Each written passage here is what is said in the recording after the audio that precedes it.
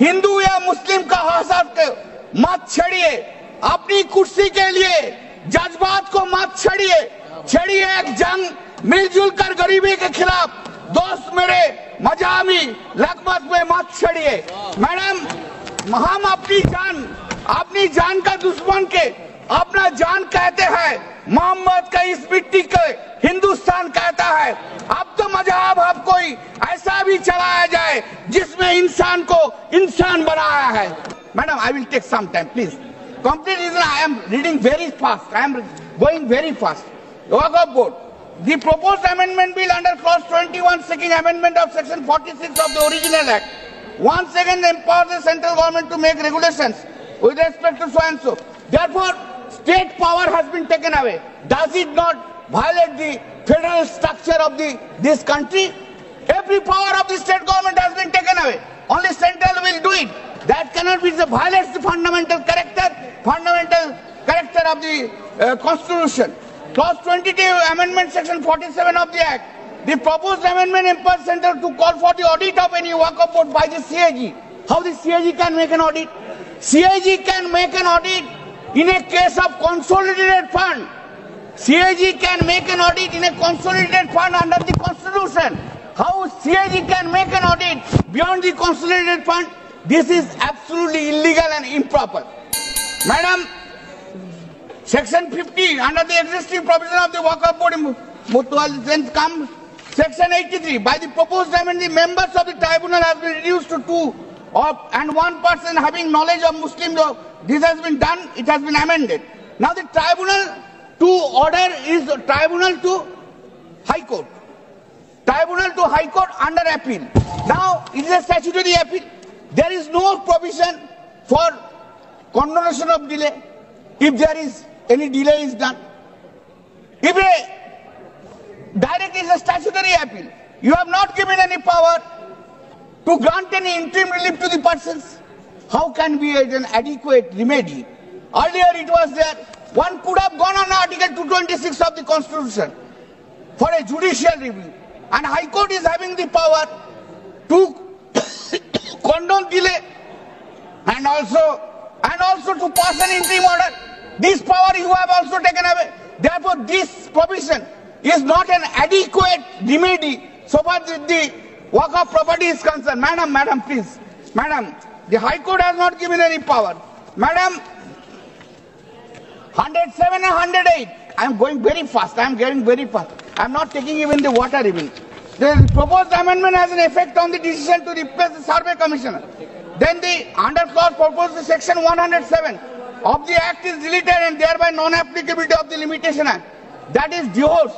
How the Limitation Act will be applied? If the Limitation Act will apply, so many disputes will come. This is the intention of the government. Open, सब खुलो अभी खुल दो रास्ता, India में चला लगा दो, हिंदू मुस्लिम लगा दो, यही तो इंटेंशन है उन लोग का। क्या होगा? This is not correct. This is completely bad. The proposed Waqf Act proposal significant. In Hemant Wajid sir has also criticized the concept of adverse possession as unjust, urging reforms to protect rightful property. Therefore, this is a clearly this is a clear attempt. This is a clear attempt on the part of the bill to curtail the right of the Muslims in our country. ये ठीक नहीं है. Since the bill was introduced to administer the Muslim law for Muslims, so the question of public policy does not arise. लगता है जैसे हमारे कोई सदस्य बोल रहा हूं. सर, ये मोहम्मद अली जिन्ना ने अप्रैल 1913 में he used this word while moving the report of the select committee to the Imperial Legislative Council. Sir, 1913 से 2013 तक भाषा ही नहीं बदली और आज भी भाषा नहीं बदल रही है. हमें ईमानदारी से, और उस समय यूपी और बंगाल ने उसका विरोध किया था. आज यूपी और बंगाल के लोग किस तरीके से साथ में है वो पूरी तरीके से दिखाई पड़ता है. इसलिए हम ये कहना चाहते हैं, हाँ, एक प्रश्न बहुत उठाया जाता है कि केवल मुस्लिम ही वक्फ को क्यों दान दे सकता, ऐसा वक्फ बोर्ड में क्यों संशोधन किया गया. मैं ईमानदारी से कहना चाहता हूं, ऐसा नहीं कि मैं इस्लामिक मामलों का बहुत बड़ा आलिम फाजिल जानकार हूं, मगर इस्लाम में बहुत साफ मान्यता है कि जो गैर मुस्लिम है उसकी इबादत अल्लाह कबूल नहीं कर सकते, उसकी दुआ कबूल नहीं होगी तो दान कैसे कबूल होगा. साहब, हम इस्लामिक भावना का सम्मान कर रहे हैं. हमारे अल्पसंख्यक मंत्री गए थे तो वो मदीना में डेफिनेट लेवल तक जा सकते हैं, उसके आगे नहीं जा सकते। अगर इबादत की इजाजत नहीं है तो साहब जायदाद की इजाजत कैसे हो सकती है? मुस्लिम भावना का सम्मान है, और अगर है तो कोई मुल्ला मौलवी मुफ्ती मुकर्रम बारी आज आके बता दे कि कबूल हो सकती है दुआ, तो हम दान भी कबूल करने के लिए तैयार हैं। और तो और छोड़िए साहब, जब आप कहते हैं कि हर चीज हलाल होनी चाहिए, तो साहब हलाल करने की प्रक्रिया नहीं, हलाल करने वाला भी मुस्लिम होना चाहिए, तब वो हलाल होता था। तो मैं पूछना चाहता हूं साहब, काटने के लिए तो हलाल होने के लिए मुस्लिम जरूरी है, और बांटने के लिए बगैर मुस्लिम के भी हलाल होगा? ऐसा तो नहीं हो सकता। तो जो हमारी सरकार ने किया है वो मुस्लिम भावना के सम्मान के लिए किया है। और जहां तक मैं कहना चाहूंगा, हिंदू समाज के बारे में बात करते हैं, हमारे यहां कोई प्रॉब्लम नहीं है।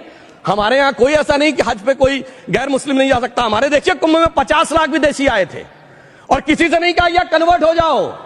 इसलिए मैं कहना चाहता हूं, हिंदुइज्म की धारणा और बाकी धारणा का जो तुलना करने का प्रयास करते हैं वो बहुत उचित नहीं है। मगर सभापति महोदय, इस वक्त ने कई अद्भुत नजारे दिखाए।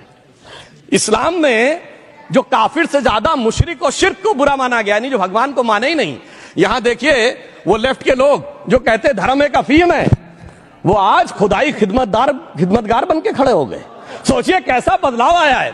और सर मुझे एक और चीज नजर आती है, एक पुराना गीत था, वक्त ने किया क्या हसी सितम।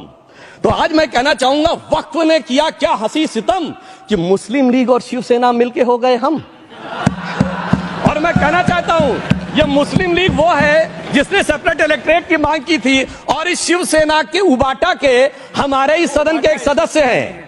और सर हमारे साथ मुरली जी बैठे हैं, मुरली देवड़ा जी ने मुझे याद दिलाया, उन्होंने मिलिंद देवड़ा जी ने याद दिलाया, उन्होंने कहा एक जमाने में उन्होंने कहा था मुस्लिमों की नागरिकता छीन लेनी चाहिए। इसीलिए मैं कह रहा हूं, वक्त ने किया क्या हसी सितम, ये दोनों मिलके हो गए हम। और सर मैं इसके बाद एक टेक्निकल बात करना चाहता हूं। जब इन्होंने टाइम ड्यूरेशन हटा दिया था और बैक में पीछे जा सकते थे, तो मैं पूछना चाहता हूं सर कि जब ब्रिटिश हुकूमत आई तो उसने तो मुगलों सारी हुकूमत ले ली थी, तो उनका मालिकाना हक कैसे हुआ? सर 1707 के बाद तो इस्लामी हुकूमत दिल्ली से खत्म हो गई थी। एक आखिरी मुगल बादशाह शाह आलम के लिए तो बोला जाता था सल्तनते शाह आलम दे लाल किले ते पालम, यानी आज का आईजीआई एयरपोर्ट। तो साहब उसके बाद ये गुजरात के सूरत से लेकर लखनऊ तक उनका मालिकाना हक निकलने कहां से लगा? अरे भाई जब दिल्ली को कैप्चर किया था अंग्रेजों ने तो सारी जमीन अंग्रेजों की थी। तो जब मैं अपने कांग्रेस के मित्रों से पूछना चाहता हूं, ये जब गवर्नमेंट ऑफ इंडिया एक्ट में पावर डीड ट्रांसफर की थी तो पढ़े नहीं थे क्या, या खोखले कागज पर साइन कर लिए थे, या कागज सही था आप खोखला करने की बात है? मैं पूछना चाहता हूं, जब 250 साल तक वो हुकूमत ही नहीं रही तो उस हुकूमत के फरमान की लेजिटिमेसी कैसे हो सकती है? ये मैं कानूनविदों के लिए भी एक फूड फॉर थॉट रखने की बात करता हूं। और दूसरी बात मैं कहना चाहता हूं, ये किन हुकूमतों की बात कर रहे हैं सभापति महोदय? अगर सूरत नगर निगम पे दावा है मुगल के जमाने का और तमिलनाडु के मंदिर पर अरकाट के नवाब का, सभापति महोदय ये वो हुकूमतें थी जो जजिया लगाती थी, ये वो हुकूमतें थी जो जिम्मी का कॉन्सेप्ट रखती थी, ये वो हुकूमतें थी जो गाजी की बात करती थी। क्या भारत के संविधान में उन हुकूमतों के फरमान को सही मान्यता देना सही है? बिल्कुल गलत है। मैं कहता हूं बाबा साहब अंबेडकर के संविधान में यदि आप ऐसी हुकूमतों के फरमान को रखने की कोशिश करते हैं तो this is fraud on constitution. और हमारी सरकार ने अगर बैकडेट से वो बंद किया है तो उस फ्रॉड को रोकने की पूरी